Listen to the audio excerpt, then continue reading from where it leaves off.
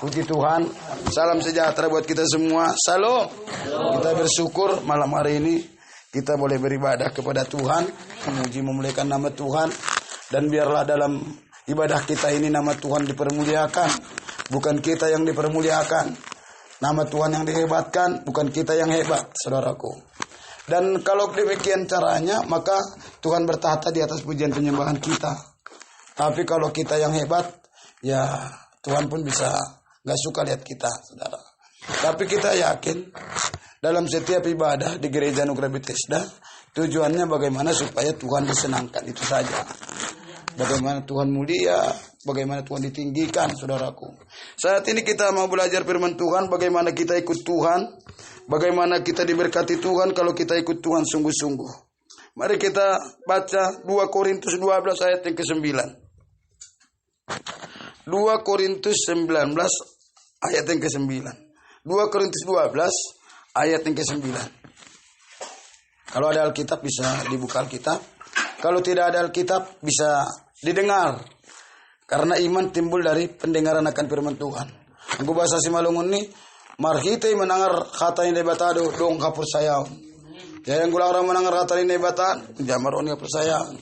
Maka dengarlah atau bacalah 2 Korintus 12 ayat yang ke-9. 1, 2, 3 ya. Tetapi jawab Tuhan kepadaku, cukuplah kasih karunia-Ku bagimu, sebab justru dalam kelemahanlah kuasa-Ku menjadi sempurna. Sebab itu terlebih suka aku bermegah atas kelemahanku, supaya kuasa Kristus turut menaungi aku. Amin. Haleluya. Jadi saudaraku, kalau kita lihat ayat ini, kita bersyukur karena setiap orang yang ikut Tuhan ada kasih karunia Tuhan dalam hidupnya.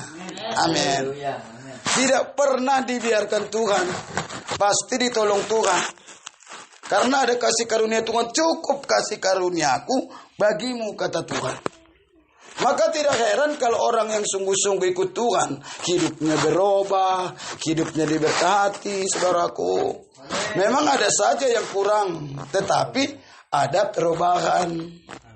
Umpamanya dulu parahnya 5, tapi sekarang tinggal 2, kira-kira begitu. Yang jelas adalah perubahan kalau sungguh-sungguh. Tapi kalau tidak sungguh-sungguh, ay menagurana ke bahasa Simalungun martos na sapari na itong sadar-sadar.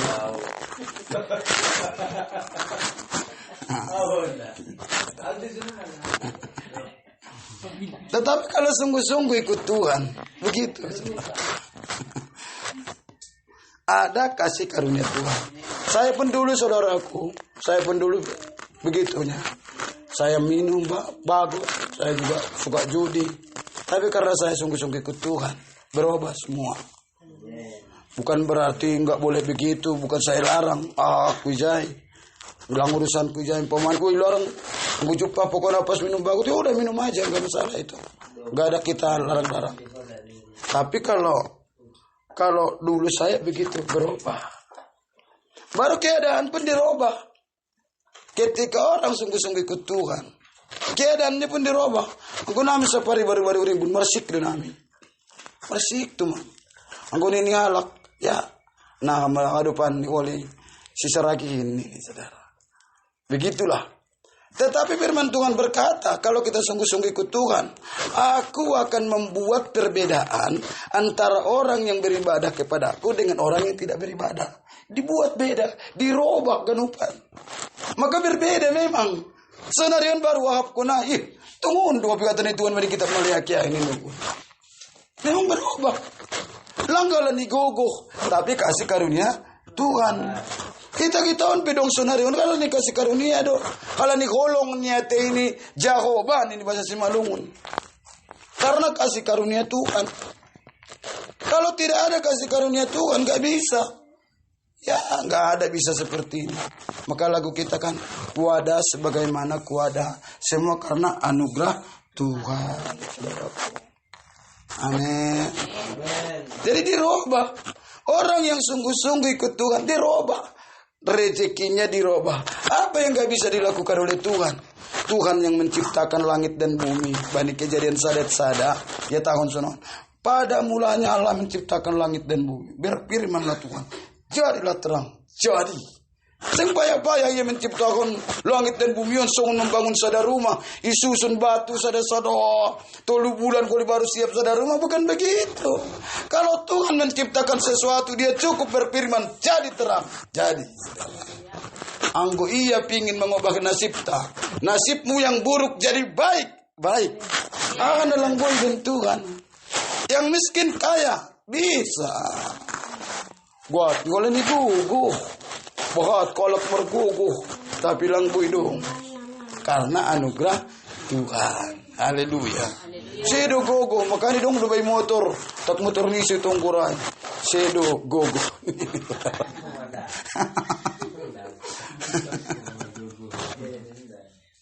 Kan ada ya, sedo gogo. Memang bukan. Kita memang wajib kerja, tetapi yang menetapkan rezeki itu adalah Tuhan. Itu. Jadi bagaimana supaya rezeki kita baik? Dekatkan diri sama Tuhan. Rajin diri marminggu, rajin diri martonggo, rajin diri memuji naibata. Ya.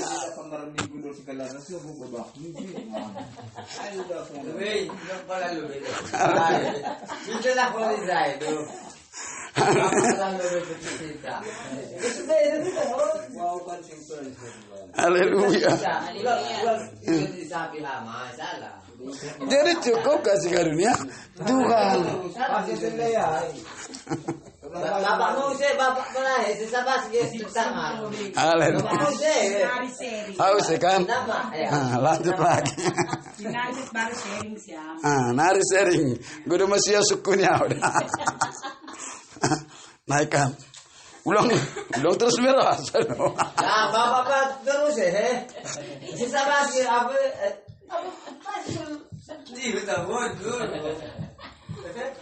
Jadi dalam kasih karunia Tuhan di dalam kasih karunia Tuhan yang melimpah, nalang dongkian jadi najahat jadi baik. Dong datang masalah bukan berarti enggak ada masalah. Masalah pasti ada. Ay masuk yang kunai masih dong datang masalah, memang ada aja masalah. Tetapi masalah itu diizinkan Tuhan supaya kita makin rendah hati. Ya atas nih, yuk baca. Yuk. Pak Manik dulu membaca. Ayat 8. Tentang hal itu aku Ayat 7 dulu. Dan supaya aku jangan meninggikan diri karena pernyataan-pernyataan yang luar biasa itu, maka aku diberi suatu duri dalam dagingku, yaitu seorang utusan iblis untuk mengocoh aku, supaya aku jangan meninggikan diri. Ampuri dong masalah, persoalan. Ay sungun duri dalam daging duai. Tiap tujuannya lang memben kacau keluarga, memben resok keluarga. Tujuannya ya masing-masing saling merendahkan diri. Aido.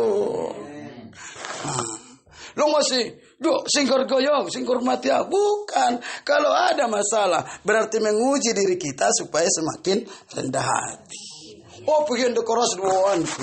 Dah ulang dah sopat dong dah selek dah dijik dah anak gol. Lempar. Tapi berubah karena saya sadar itu adalah ujian supaya kita semakin merendahkan diri. Supaya aku jangan meninggikan diri. Ase ulang au sombong nini. Maka pernyataan-pernyataan, kalau ini pernyataan luar biasa. Kalau ini mungkin harga sawit mahal, kalau ekonomi tinggi, ase ulang au sombong. Iben Tuhan masa ada ujian. Ase rendah hati. Amin. Di situ dia. Maka aku diberi suatu duri dalam daging. Persoalan, masalah. Tapi ya bidung na persoalan ulang mampena jadi sada pedoman menjadi sada kerucuhan. Suami lang sayang ban istri lang hormat ban suami. Jangan satu gereja menjadi tidak saling menghormati, tidak saling menghargai, tidak saling mengasihi, tapi saling membenci. Duri dalam daging itu tujuannya untuk kita semakin rendah hati. Masalah membuat kita semakin rendah hati. Amin. Kunjaro ni masalah iblis dalam yaitu seorang utusan iblis. Iblis itu memben masalah tapi tujuan ni izinkan Tuhan piai asa kita makin rendah hati. Menggulang dah silap-silap sombong dah jol maluang-gulang dong masalah. Harga sawit tu kinari 6.000. Walang dah lupa maganupan. Maraminggu pera marangput kalak. Iya, karena nyaman, hal-hal yang luar biasa. Oh nyaman doa, maka diizinkanlah ada duri dalam daging. Kadangkala diizinkan istri tidak hormat pada suami. Kadangkala diizinkan suami tidak mengasihi istri. Kadangkala diizinkan satu gereja cokol-cokolan. Tapi tujuannya bukan untuk perpecahan, tapi tujuannya supaya makin rendah hati. Nah, kalau kita membenci, suami membenci istri, istri membenci suami, satu-satu gereja saling membenci, itu kita sudah memberi keuntungan buat iblis. Bahasa kita yuk kita baca 2 Korintus 2 ayat 11. Nah, pada Manik belum membaca, yang lain bisa diikutkan aja dalam hati. 2 Korintus 2 ayat 11. 2 Korintus 2 ayat 11.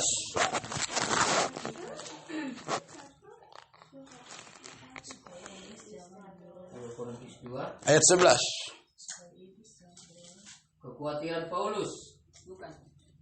2. 2 Korintus 2 ayat 11. Ayo. Supaya iblis jangan beroleh keuntungan atas kita, sebab kita tahu apa maksudnya. Kalau kita jadikan duri dalam daging, masalah persoalan nukneai menjadi suatu petaka. Kita tidak ada dong istri lang hormat bani suami, dong suami lang mengasihi istri, dong saudara satu iman lang saling cokol-cokolan. Anggolang iben kita tujuan untuk saling merendahkan diri, maka iblis beroleh keuntungan. Kan itu mengiri.